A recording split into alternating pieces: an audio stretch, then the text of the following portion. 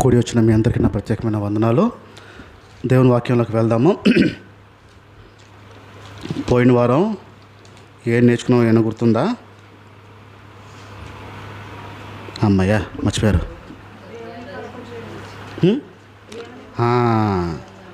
దేవుని కొరకు జీవించడం మనకు రావాలి. మన గురించి మనము తెలుసుకోవాలి. మన గురించి మనం తెలుసుకుంటూ దేవుని కొరకు జీవించడం మనకి రావాలి. దాంట్లో అడిగిన మొదటి ప్రశ్న ఒకసారి గుర్తు చేస్తాను. మీ గురించి మీకు తెలుసా అనే విషయం అడిగాను. ఇప్పుడు ఈ బాటిల్ గురించి మీకు చెప్పండి అంటే ఏం చెప్తారు? ఏం చేయొచ్చు? ఇప్పుడు ఎవరో తెలియని వాళ్ళు వచ్చి ఇది ఏంటి అని అడిగారు, ఏం చెప్తారు? వాటర్ బాటిల్ అంటారు. ఇంకా అయినా వేయచ్చా? వాటర్ బాటిలే, నీకు వాటర్ బాటిల్ కోసం ఇచ్చాడు. పాలు వేయచ్చా, వేయకూడదా? వేయచ్చు. కిరసనాయిలు, పెట్రోలు. ఇప్పుడు వివరించగలరా? దీంట్లో ఇలా వాడుకోవచ్చు అనే విషయం వివరించగలుగుతారా? వివరించగలుగుతారా? ఇప్పుడు మీ గురించి మీరు చెప్పండి అంటే ఎందుకు వివరించలేపారు? అంటే బ్రతుకుతున్నాం కానీ మన గురించి మనకు తెలియదు చాలా వరకు. మన గురించి వివరించమంటే, దీని గురించి వివరించమంటే ఒక 5-6 రకాలుగా వివరించగలుగుతాం. మీ గురించి మీరు వివరించండి అంటే చెప్పలేము. ఇప్పుడు ఇంటర్వ్యూలు అవుతాయి, వీళ్ళకి చదువుకున్న పిల్లలకి ఇంటర్వ్యూలు అవుతాయి. మీ గురించి మీరు చెప్పండి అంటే వారు ఏం చేశారో, ఏ స్కూల్లో చదివారో, ఎంతవరకు చదివారో, ఏం చేశారో, ఎక్కడ ఉద్యోగం చేశారో, నాకు ఉన్న అనుభవం ఎంత అనే విషయాలు మాత్రం చెప్తారు. వారి గురించి వారు చెప్పంటే వారిలో ఉన్నది ఏం చెప్పగలుగుతారు? చెప్పలేరు. మన గురించి మనకి తెలియదు. రెండోది, దేవుడి గురించి చెప్పండి అంటే, దేవుడి గురించి చెప్పాలంటే ఏం చెప్తారు? దేవుడు ప్రేమించే దేవుడు, క్షమించే దేవుడు, ఎన్నో విషయాలు చెప్తారు. మీరు ఏదైతే మనుషుల ద్వారా విన్నారో అవే చెప్తారు. కొత్తగా ఏమైనా చెప్తారా? అరే ఈ విషయం నాకు తెలియదే అనే విషయం చెప్తారా? తెలియదు. ఎవడేది కక్కుతాడో అది తీసుకొచ్చి అది పంచుతారు. మళ్ళీ మన గురించి మనకు తెలీదు, దేవుడి గురించి కూడా. మూడోది మనం విన్నాం సంబంధం. దేవుడితో మీకు సంబంధం ఏంటి? ఒక అన్యుడు వచ్చి ఎందుకు మీరు అంతా దేవుడిని నమ్ముతున్నారు, దేనివల్ల, ఏంటి, అసలు ఏంటి అని అడిగారు అనుకుందాం. ఏం చెప్తారు? ఏం చెప్తారు? కారణం ఏంటండి అని అడిగారు అనుకో, ఏం చెప్తారు? ఏమి అంటే నమ్మితే పరలోకంకి వెళ్ళిపోతాం. ఇదే కదా దృక్పథం. పరలోకంకి హాయిగా వెళ్ళిపోదాం, ఇంతకుమించి ఇంకేముండదు. దేవునికి మనకి సంబంధం ఏంటి అంటే ఒక మాట మనం చెప్పలేం. మీ బంధువుల గురించి చెప్పమంటే చెప్తాం, దేవునికి మనకి సంబంధం చెప్పలేం. 4వ విషయము, మధ్యకాలంలో ఏదైనా దర్శనం కానీ కళ కానీ వచ్చిందా? ఒక వారంలో దర్శనం కానీ కళ కానీ వచ్చిందా అనే విషయం అడిగాం. వచ్చిందా అంటే వచ్చిందా మీకు? అమ్మయ్య అడిగేశారు. అడిగేశారు. మీకు సంబంధం వచ్చిందా, దేవుడికి సంబంధించిందా?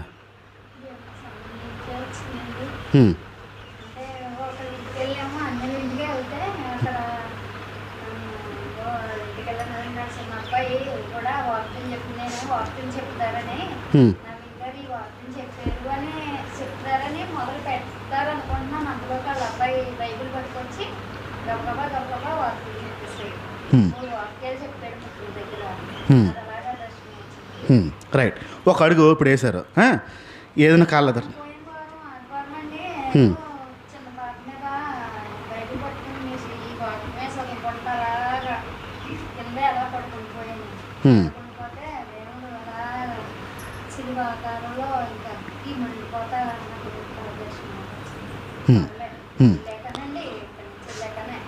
రైట్.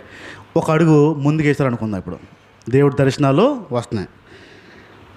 రీసెంట్గా అంటే దేవుడు ఏదైనా మాట్లాడిన విషయం ఏమైనా ఉందా అని అడిగాం ప్రశ్న. దేవుడు మీతో మాట్లాడిన ఈ నెల రోజుల్లో, ఈ వారంలో దేవుడు ఏమైనా మాట్లాడిన విషయం ఉందా అంటే అది చెప్పలేం. బైబిల్ చదువుతాం, పేజీలు పుస్తకాలు అధ్యాయాలు అయిపోతాయి. దేవుడు నీతో ఏం మాట్లాడాడు ఈ వారంలో అంటే అది మనం చెప్పలేని పరిస్థితి ఉంటాయి. 6వ విషయం మనం నేర్చుకున్నాం. ఈ మధ్యకాలంలో దేవునికి సంబంధించిన విషయాలు, నీ సొంత విషయాలు కాకుండా దేవునికి సంబంధించిన విషయాలు ఏదైనా మాట్లాడామా? 6వ విషయం మాట్లాడాం. 7వ విషయము, నీ లోపల ఉన్న గొప్ప లక్షణాలు ఏమున్నాయో చెప్పాను. గొప్ప లక్షణాలు ఏమున్నాయని చెప్పంటే చెత్త లక్షణాలు ఏమున్నాయి అవి స్పష్టంగా చెప్తున్నాం. పనికి మాలిన విషయాలు ఏమున్నాయి అది స్పష్టంగా చెప్తున్నాం. కానీ నాలో ఇది గొప్ప లక్షణం అండి అని ఒక్క మాట మనం చెప్పలేకపోతున్నాం. అంటే మన గురించి మనకు తెలియట్లేదు, దేవుడి గురించి కూడా మనకు తెలియట్లేదు. కొన్ని వస్తువులు మీకు చూపించాను, గుర్తుందా? కొన్ని వస్తువులు మీకు చూపించాను, గుర్తుందా? ఏం చూపించాను? ఫస్ట్ ఏంటి? తక్కిడ. రెండోది రెండోది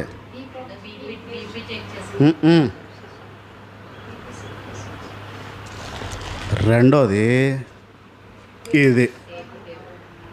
ఫస్ట్ది తక్కిడ బయట విషయాల్లో బయటవి ఎంత ఉన్నాయో దాని బరువు ఎంత ఉందో దీని బరువు ఎంత ఉందో చెప్పొద్ది. ఇది బయటివి చెప్పొద్దు. బయట ఎంత సైజు ఉంది, ఎంత పెద్ద ఉందో, ఎంత పొడవు ఉందో, ఎంతలా ఉందో ఇది చెప్పొద్ది. తర్వాత ఇది చెప్పాను, బీపీ మిషన్.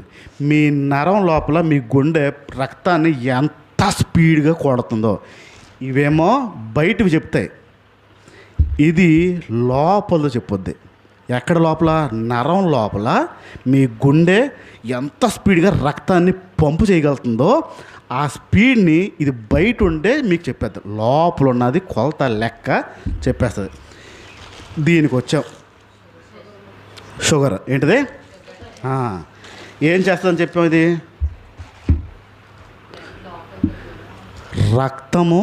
రక్తం లోపల ఉన్న గ్లూకోజ్ షుగరు ఎంత ఉందో చెప్పేస్తుంది.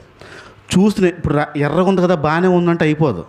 దీని మీద ఒక సొక్కేస్తే జాతకం ఏంటో చెప్పొద్దు, షుగర్ ఉందా పొగరు ఉందా అనేది.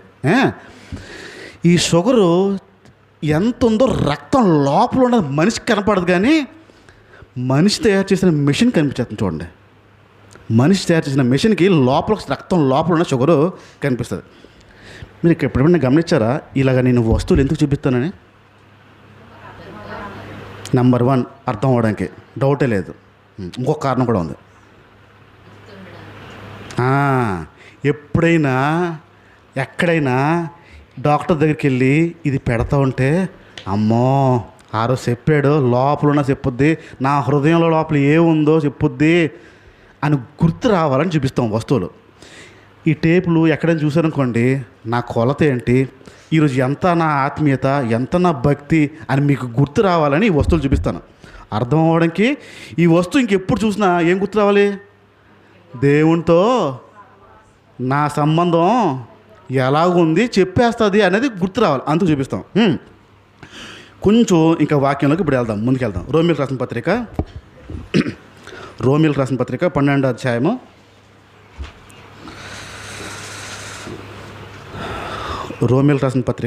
అధ్యాయము 1-2 వచనాలు. కాబట్టి సహోదరులారా, పరిశుద్ధమును దేవునికి అనుకూలమునైన సజీవ యాగముగా మీ శరీరములను ఆయనకు సమర్పించుకొనుడని దేవుని వాత్సల్యమును బట్టి మిమ్మల్ని బతిమాలుకొనుచున్నాను. రైట్, మళ్ళీ చెప్పండి, అది ఏంటది? కాబట్టి సహోదరులారా, పరిశుద్ధంగాను. ఎవరికి అనుకూలం? దేవునికి అనుకూలమైన సజీవ యాగముగా. ఎవరి శరీరము? నా శరీరాన్ని సజీవ యాగంగా ఎవరికి అప్పచెప్పుకోవాలి? దేవునికి అప్పచెప్పుకోవాలి. ఈ విషయాలు మనం నేర్చుకుంటున్నాం. మన శరీరము దేవునికి సజీవంగా అప్పచెప్పుకోవాలి. ఇప్పుడు చెప్తున్న విషయాలన్నీ, నేను ఇవి చూపిస్తున్న విషయాలన్నీ, ఒకటి మీ గురించి మీకు తెలుసా తెలియదా, అసలు మీ గురించి ఏంటి అనే విషయం తెలుస్తుంది. మీరు నిజంగా మీకోసం జీవిస్తున్నారా దేవుని కోసం జీవిస్తున్నారా అనేది రుజువుపరుస్తాయి. ఇప్పుడు చెప్పే మాటలన్నీ మీ గురించి మీరు ఏంటి, నిజంగా దేవుని కోసం జీవిస్తున్నారా ఇంక దేనికోసమైనా జీవిస్తున్నారా అనే విషయాలు తెలియబడతాయి. రోమిలకు రాసిన పత్రిక 14వ అధ్యాయము 8వ మాట. మనము బ్రతికితే దేవుడి కోసమే మనం బ్రతకాలి, ఒకవేళ చచ్చినా దేవుడి కోసమే చచ్చిపోవాలి. మళ్ళీ చెప్తున్నాను, బతికితే దేవుడి కోసం మాత్రమే, ఒకవేళ చస్తే దేవుడి కోసమే చచ్చిపోవాలి. ఇందాక ఆ రోమిలకు రాసిన పత్రిక సజీవ యాగంగా అప్పచెప్పుకోవాలి, దేవుడికి మన శరీరాలను ఇచ్చుకోవాలి అని చెప్పాడు. ఇప్పుడు ఈ శరీరము బ్రతుకుతే దేవుడి కోసం బ్రతకాలంట, ఒకవేళ చచ్చినా దేవుడి కోసం చచ్చిపోవాలంట. బ్రతికితే దేవుడి కోసం, చస్తే దేవుడి కోసం. అందుకు చెప్తున్నాను, మనం దేనికోసం బ్రతుకుతున్నామో, ఎవరి కోసం బ్రతుకుతున్నామో, దేవుని కోసం బ్రతుకుతున్నామా, మన కోసం బ్రతుకుతున్నామా అనేది లెక్కలు తేలడానికి. 7 విషయాలు మనం పోయినసారి మాట్లాడాం. 8వ విషయం చెప్తున్నాను. మీ లోపల పోరాటాలు ఉన్నాయా? లోపల పోరాటాలు. మనిషి అందరూ బాగానే కూర్చుంటారు, బయటికి బాగానే కూర్చుంటారు అందరూ. లోపల పోరాటాలు ఉన్నాయా లేవా? ఫైట్స్ లోపల, గుండెల లోపల. మనిషి బయట కనపడగానే లోపల పోరాటాలు ఉంటాయి. ఉన్నాయా లేవా? నాకు పోరాటాలు లేవండి అని వాడు అన్నాడా? అందరికీ పోరాటాలు ఉన్నాయి. రకరకాల పోరాటాలు. ఇంతకీ ఆ పోరాటాలు నీవా దేవుడిదా? లోపల ఉన్న పోరాటాలు నీవా దేవుడిదా? దేవుడితో ఉన్న పోరాటాలు వేరు, నీ పోరాటాలు వేరు. మళ్ళీ చెప్తున్నాను, మనం పోరాటాలు వేరు, దేవుని పోరాటాలు వేరు. ఈ రెండు కలపడానికి లేదు. ఒక సిస్టర్ వచ్చి, ఏంటోనండి ఏమీ జరగట్లేదు, ఇంట్లో ఏమీ అవ్వట్లేదు, గుండెల నిండా పోరాటమే, ఎప్పుడు విడుదల అవుతుందో అంటుంది. గుండెల నిండా పోరాటాలు ఉన్నాయంటే, ఇంట్లో పరిస్థితి బాగాలంటే, ఇంట్లో సమాధానాలు లేవంటే, ఇంట్లో గొడవలు అంట, ఆర్థికంగా అన్ని విషయాల్లో లోపలంతా పోరాటాలంట. ఇప్పుడు ఈ పోరాటాలకి దేవునికి సంబంధం ఉందంటారా? ఈ పోరాటాలు దేవుని పోరాటాలు ఒకటే అంటారా? మరి దేవుని పోరాటాలు ఎలా ఉంటాయి? మన పోరాటాలు, నా కొడుకు అసలు మాట్లాడట్లేదు, ఆడు ఎప్పుడు చదువుతాడో, ఎప్పుడు బాగుపడతాడో, ఇది. మా పిల్లడికి పెళ్ళి అవ్వట్లేదు, ఇది. మా పిల్లకి పెళ్ళి అవ్వట్లేదు, ఇది. మన పోరాటాలు అన్నీ ఇవి ఉంటాయి. ఇప్పుడు దైవికమైన పోరాటాలు ఎలా ఉంటాయి? ఎలా ఉంటాయి? దైవికమైన పోరాటాలు ఈ దావీదు పడుతున్న వాటిల్లో ఉంటాయి.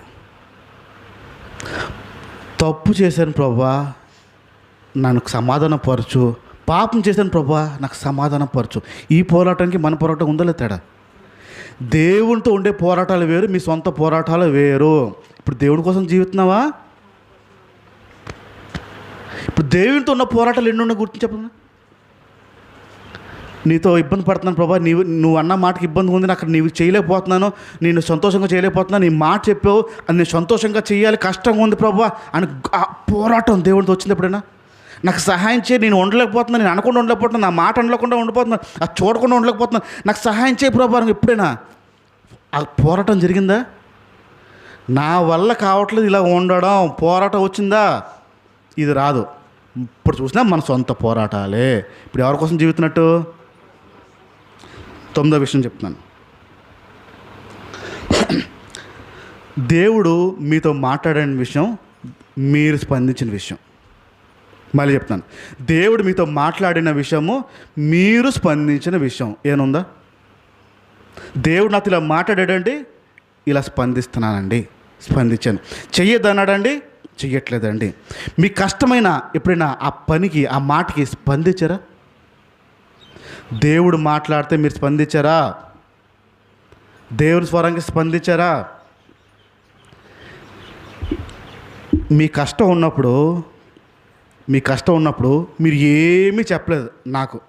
మీ కష్టం కలిగిందనే విషయం నాకు ఏం చెప్పలేదు, మీ ఇంట్లో నష్టం కలిగిందనే విషయం ఏం చెప్పలేదు. కానీ ఆ రోజు వచ్చి వాక్యం, నష్టపోయిన వారికి దేవుడు రెండింతలకు తిరిగి ఇస్తాడని వాక్యం మాట్లాడుతున్నాను.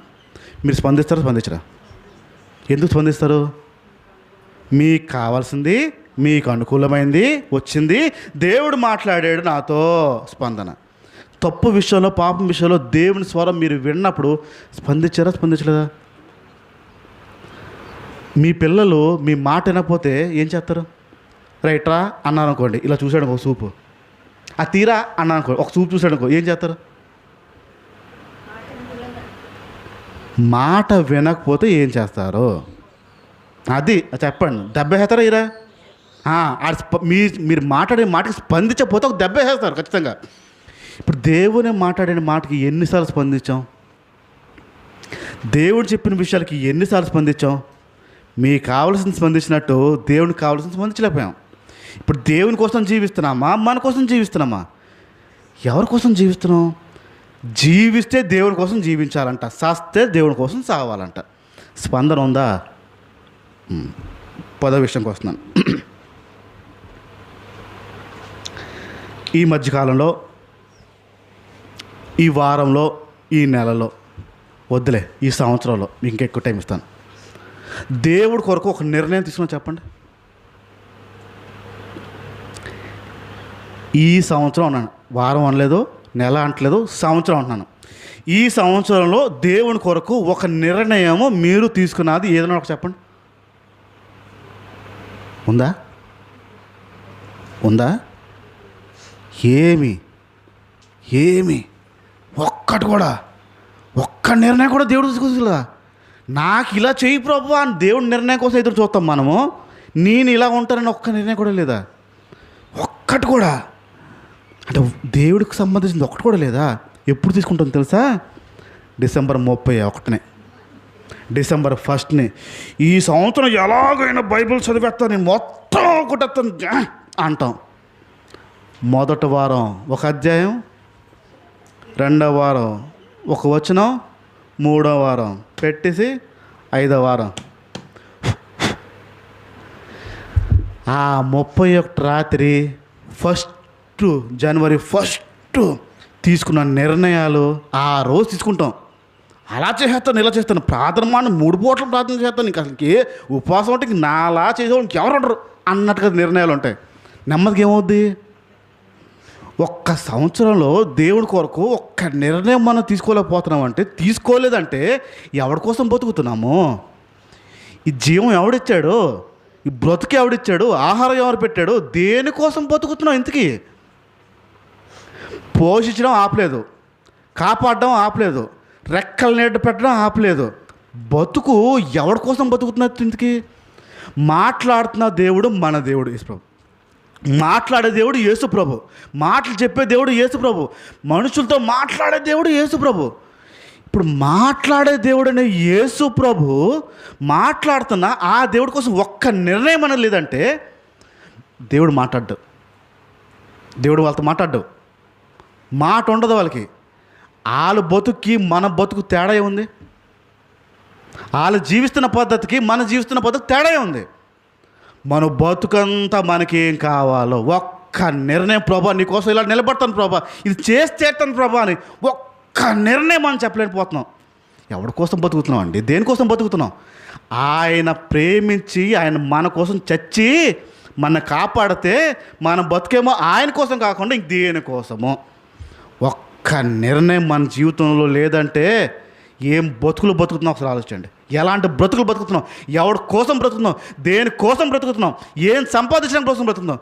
ఏ వ్యర్థాన్ని ఒకరోజు పిలుస్తాడు, ఏ సంపాదించో అన్నీ వదిలిపోతావు, ఏం ఉంటుంది, గొడ్డ కూడా ఉండదు నీకు. దేనికోసం బ్రతుకుతున్నాం? ఒక్క నిర్ణయం తీసుకోలేకపోయామంటే సంవత్సర కాలంలో బోల్డ్ నిర్ణయాలు అడిగాం. మళ్ళీ కావాలి నాకు చేసి పెట్టని ఒక్క సరైన నిర్ణయం ప్రభు కోసం తీసుకుని నిలబడిన దాఖలాలు ఒక్కట లేదు. మాట్లాడే దేవుడు ఉన్నాడు, మాట్లాడిన దేవుడు కూడా ఉన్నాడు. వాళ్ళకి మాట్లాడకపోయినా అలాగే ఉన్నారు, మాట్లాడుతున్నా అలాగే ఉన్నాం. బ్రతుకులు ఇంకా అలాగే ఉన్నాయి. 11వ విషయంకి వస్తున్నాను నేను. రోమీయులకు రాసిన పత్రిక 12వ అధ్యాయం. రోమీయులకు రాసిన పత్రిక 12వ అధ్యాయం 3వ మాట చూడండి. తన్ను తాను ఎంచుకున్న దానికంటే ఎక్కువగా ఎంచుకోవద్దు.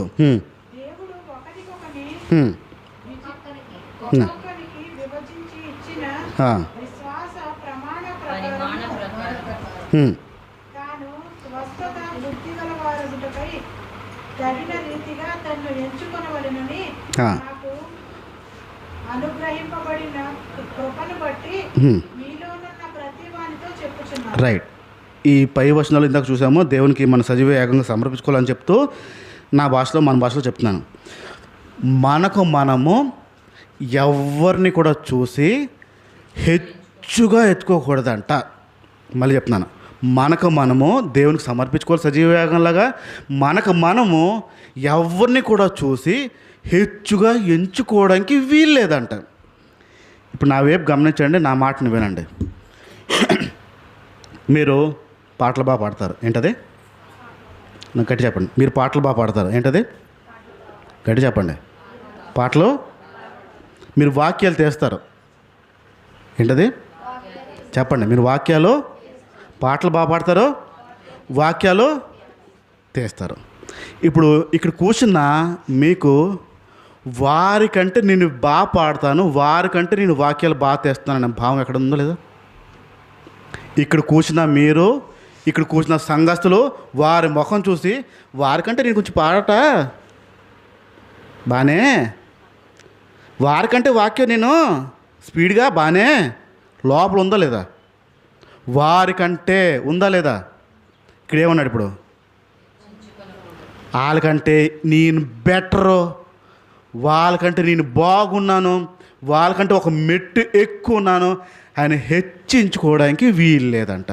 సజీవ యాగంగా అప్పచెప్పున శరీరాలు ఎక్కడొక్కడ వారికంటే బెటర్ నేను ఉందా లేదా భావం? ఇక్కడ కూర్చున్న మనుషుల్లో కాకపోయినా మీ బంధువుల్లో ఉందా లేదా? వారికంటే ఒక మెట్టు మేము ఎక్కువే అండి, వారి కొంచెం పర్వాలేదులేండి ఉందా లేదా? ఎవరిని బట్టి? ఆయన కృప ద్వారా అనుగ్రహించిన శరీరం అంట ఇది. ఆ శరీరాన్ని దేవునికి ఇవ్వాలంట. అది ఇవ్వకుండా వాళ్ళకంటే నేను బెటర్.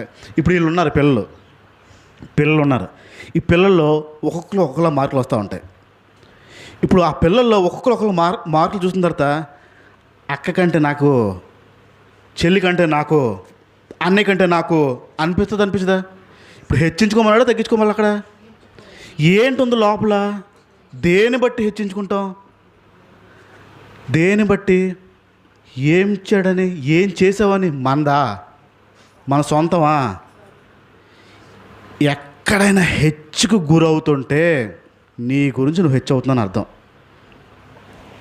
నేను మళ్ళీ చెప్తున్నాను, ఇప్పుడు మాట్లాడుతున్న విషయాలు మీ గురించి మీరు ఏంటో, మీరు నిజంగా దేవుడి కోసమా మీకోసమా అనేది తేలిపోతుంది. మీరు ఆ రోజున మాట్లాడిన వాక్యము నన్ను ఎంతగానో బలపరిచింది. దేవుడు మిమ్మల్ని ఇంకా బలంగా దేవుడిలో వాడుకోవాలి అని మీతో ఒక మాట ఎవరైనా చెప్పారు అనుకోండి, మీతో ఆ మాట చెప్పారు, ఆనందం కాదా? ఇప్పుడు మీ ఆనందము ఈ మాటకి ఆనందం రెండింటికి తేడా ఉందా లేదా? మీరు హెచ్చిపోతున్న విషయాల్లో, మీ సొంత విషయాల్లో, బంధువుల దగ్గర మీరు హెచ్చిపోతున్న విషయాల్లోని దైవికమైన ఒక మాటకి ఉందా లేదా? ఏది ఉంది ఇప్పుడు మనకి? ఇదా దైవికమైన విషయమా మీ సొంత విషయాలా?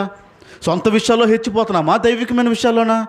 ఏ విషయాల్లో ఉంది అంటే ఎవరి కోసం బతుకుతున్నావు? మన కోసం. 12వ విషయంకి వస్తున్నాను.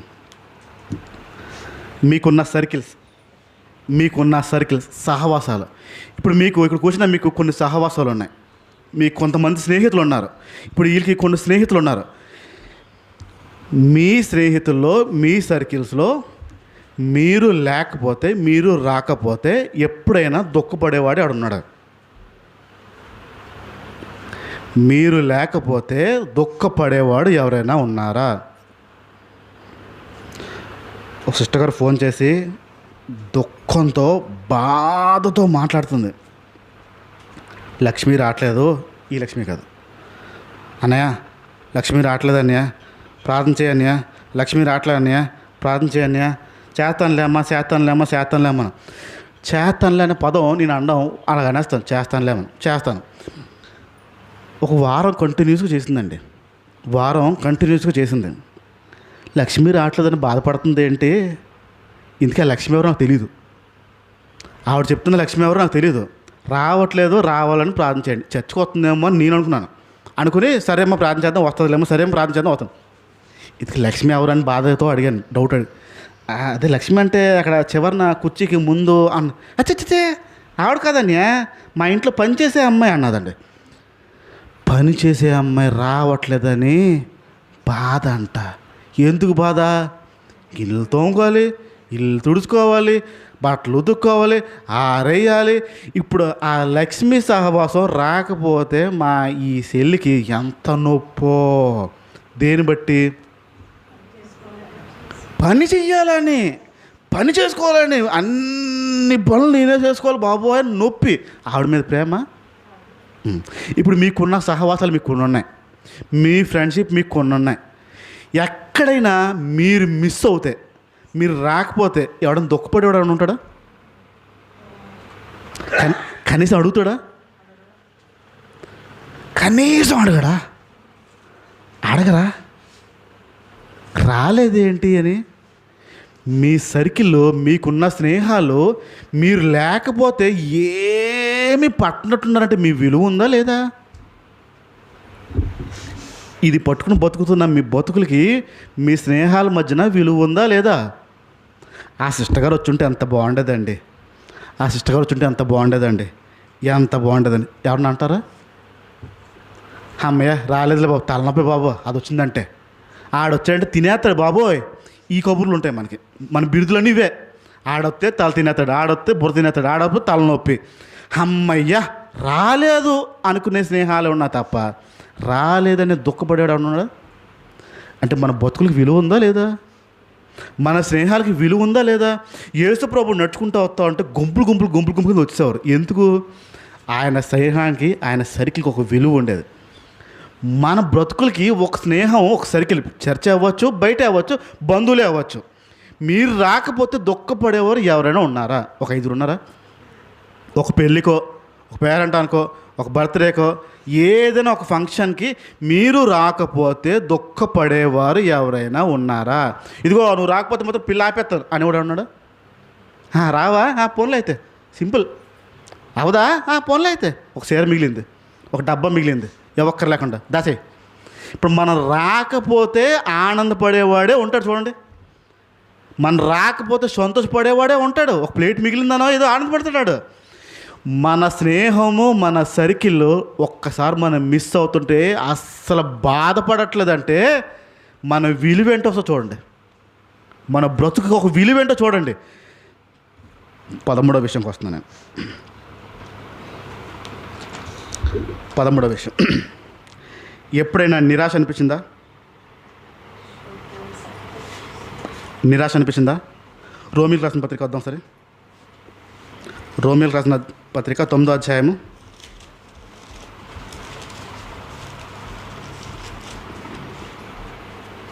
5వ మాట చూడండి. పితరులు వీరు వారు శరీరమును బట్టి క్రీస్తు వీరిలో పుట్టెను. ఈయన సర్వాధికారి అయిన దేవుడై ఉండి నిరంతరము స్తోత్రార్హుడై ఉన్నాడు. రైట్, ఆగండి. క్రీస్తు ఎక్కడ పుట్టాడు? ఎవరిలో? పుట్టారు అంటుంది. ఆగండి. క్రీస్తు నాలో పుట్టాడని చెప్పండి. క్రీస్తు ఒకసారి 5వ అధ్యాయంకి వద్దాం సార్. ఇప్పుడు రోమిలకు రాసిన పత్రిక 5వ అధ్యాయము 1 నుంచి చూడండి. ఇప్పుడు కాబట్టి ఆగండి. క్రీస్తు నాలో పుట్టాడు కాబట్టి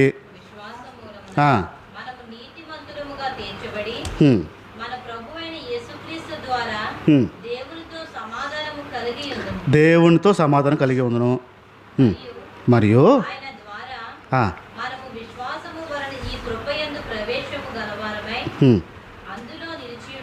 అందులో నిలిచి ఉండి దేవుని మహిమ గురించి అతిశయ పడుతున్నాము. ఏం పడుతున్నారు? అతిశయం అంటే ఆనందపడుతున్నారు.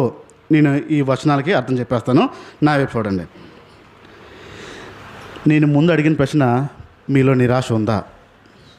నిరాశ ఉందా? మాకు చర్చిలో ఒక ఆవిడ వచ్చిందంటే చర్చిలో ఒక సందడి ఉంటుందండి. చర్చిలో ఆవిడ కనుక వచ్చిందంటే ఒక సందడి. వస్తూనే hello sister praise the Lord, అమ్మమ్మ బాగున్నావు తల్లి, చల్లి వచ్చే పద్ధతి ప్రతి ఒక్కరిని అన్న బాగున్నారా, ఎలా ఉంది ఆరోగ్యం, బాగుంది కదా, చెల్లి ఎలా ఉంది, రాలేదేంటి అని ఒక సందడి ఉంటుందండి. పలకరించి నవ్వుకుంటా. చిన్నపిల్లలు వస్తే హలో తల్లి అని పట్టుకుని నవ్వుతూ అందరిని తానన్న ఇక్కడ కూర్చో, ముందుకెళ్ళండమ్మా మీరు ఇక్కడ కూర్చోండి అని చెప్పి చర్చిలో ఆవిడ చేసే సందడి అంతా ఇంత కదండి. భలే అనిపిస్తుంది, ముచ్చట అనిపిస్తుంది. అలాంటి వ్యక్తి పలకరిస్తా నవ్వుతా పలకరిస్తే ఎంత ఆనందంగా ఉంటుందో. ఆ వ్యక్తిని చూసినప్పుడల్లా మనం కూడా ఇలా ఉండాలనిపించదండి. ఆ పలకరింపు, ఆ నవ్వు అందరినీ వెళ్ళిపోయే ముందు కూడా అన్న జాగ్రత్తగా వెళ్ళండి, అమ్మ చూసాను కాళ్ళు ఆటోలు ఎక్కుతున్నారు కదా, జాగ్రత్త వెళ్ళిపోండి, జాగ్రత్తగా వెళ్ళండి, ప్రార్థన చేస్తాం మీకు. ఆవిడ వస్తే ఒక ఆనందం, సంతోషం. ఒకరోజు ఉపవాస ప్రార్థనకి ముందుగా వచ్చింది. ఇలా ముసుకేసి ఈ కనుబొమ్మలు మొత్తం ఇలా మూసింది. ఇలా మూసి ఇలా కూర్చుంది. అలా మౌనంగా ప్రార్థన చేస్తుంది. ఏడుస్తూ కళ్ళు ఇలా అన్నదండి. ఆ ముసుగు ఇలా జరిగింది. ఈ కన్ను బొమ్మల మీద 8 కుట్లు కనపడ్డాయి. కుట్లా కన్ను బొమ్మలా ఏంటని దగ్గరికి వెళ్ళి చూస్తే కుట్లు, 8 కుట్లు. ఏంటమ్మా పడిపోయారా ఏంటని తట్టిలాగా పడిపోయారా ఏంటంటే, కళ్ళంటి నీళ్ళు కాచుకుంటూ చెప్పిన విషయం ఏంటంటే, ఏ రోజు చర్చికి వచ్చినా ఆ రోజు మన ఆయన నన్ను కొట్టే పంపుతాడు చర్చికి వెళ్ళదని. కొట్టకుండా పంపిన రోజు లేదు. ఇప్పుడు వచ్చి 4 సంవత్సరాలు అన్నా నేను. 4 సంవత్సరాల్లో ఎన్ని ఆదివారాలు వచ్చినా అన్ని ఆదివారాలు నన్ను కొట్టాడు. కొట్టిన తర్వాత పంపాడు.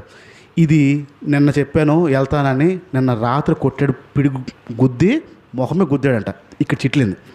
ఆ రాత్రి వెళ్ళి కుట్లు వేయించుకుని ఆదివారం అక్కడ ఉపవాస ప్రార్థనకు వచ్చి కూర్చుని మోకరిచ్చి ఉంది.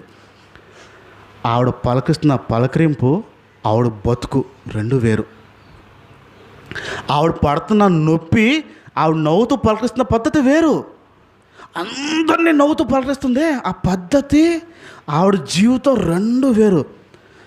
ఏం మాట్లాడాలో తెలియదు, ఏం చెప్పాలో తెలియదు. ఇలా వెనక్కి వెళ్ళాను.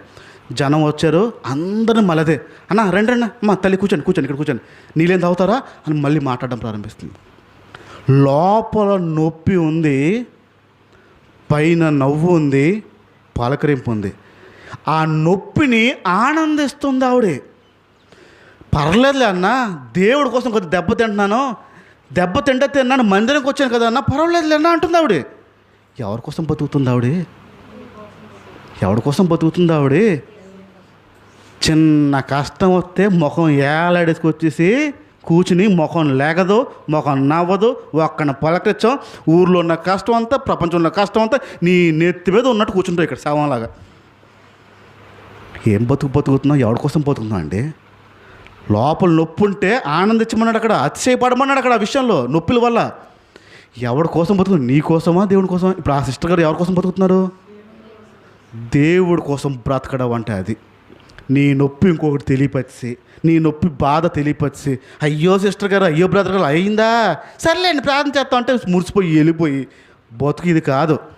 నొప్పున్న నవ్వుతురా, నొప్పున్న ధైర్యంగా రా. దేవుడు అతిశయపడం. ఈ శరీరం ఆయన ఇచ్చాం.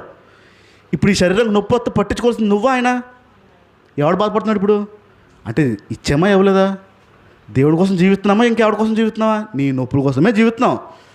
ప్రభు కోసం ఇంకా జీవించే స్థాయికి మనం రాలేదు. 14వ విషయంకి వస్తున్నాను, టైప్ అవుతుంది. మీ మీద మీకు ఎప్పుడైనా జాలి కలిగిందా? మీ మీద ఎప్పుడైనా మీకు జాలి కలిగిందా? ఆ రోజుల్లో అయితే అండి ఏంటో ఇప్పుడు ఇలా అయిపోయాను. వచ్చిందా రాలేదా? ఖచ్చితంగా జాలి వస్తుందండి. ఖచ్చితంగా మీరు జాలి పడతారు. మీ మీద మీకు జాలి ఉంటుంది. ఏదో ఒక విషయంలో, ఏదో ఒక కోణంలో ఖచ్చితంగా జాలి పడతారు. మీ మీద మీరు పడాలా, మీ మీద ఇతరులు పడాలా? మీరు పడితే ఏం ప్రయోజనం ఉందా? అంటే ఏంటి, మిమ్మల్ని మీరు ఎంత ప్రేమించుకుంటారంటే మీ మీద మీకే జాలి వేసేస్తుంది ఏకంగా. ఎంత ప్రేమించుకుంటూ ఎంత స్వార్థంగా బ్రతుకుతామో, మన మీద మనం జాలి పడిపోయి ఏంటో అన్ని పనులు నేనే చేయాలి. పొద్దున్న లేచిన తర్వాత అన్ని పనులు నావి. అంత కష్టపడి నాకు నడువు నొప్పి వచ్చినా పట్టించుకోవడం లేదు, తలనొప్పి వచ్చినా పట్టించుకోవడం లేదు. అన్ని పనులు నేను చేయాలి. ఏ పని మానకు లేదు. వాళ్ళ పనులు వాళ్ళు బాగానే చేసుకుంటారు, వాళ్ళు బాగానే ఉంటారు, వాళ్ళకే హాయిగా ఉంటారు. నా దగ్గరికి వచ్చినా మాత్రం ఎక్కడ లేని నొప్పులు ఉంటాయి. చూడండి, మీ మీద మీ పని పట్ల ఎప్పుడు జాలి కలిగిందా? మీరు చేసే పనులు బట్టి, మీ శరీరం నలిగిందాన్ని బట్టి ఎప్పుడైనా జాలి కలిగిందా? మీ మీద మీకు జాలి కలుగుతుందంటే మీరు మీకోసం జీవిస్తున్నారు, ప్రభు కోసం కాదు. ఆఖరి చెప్తున్నాను 15వ విషయం. యోహాను సువార్త 12వ అధ్యాయము. యోహాను సువార్త 12వ అధ్యాయము 43వ మాట చూడండి. యోహాను సువార్త 12వ అధ్యాయము 43వ మాట. వారు దేవుని మెప్పు కంటే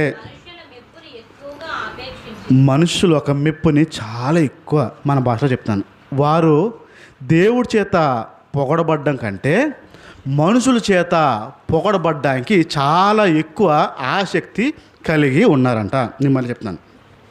వారు దేవుడి చేత పొగడబడ్డం కంటే మనుషుల చేత పొగడబడ్డానికి చాలా ఎక్కువ ఆసక్తి చూపిస్తున్నారు.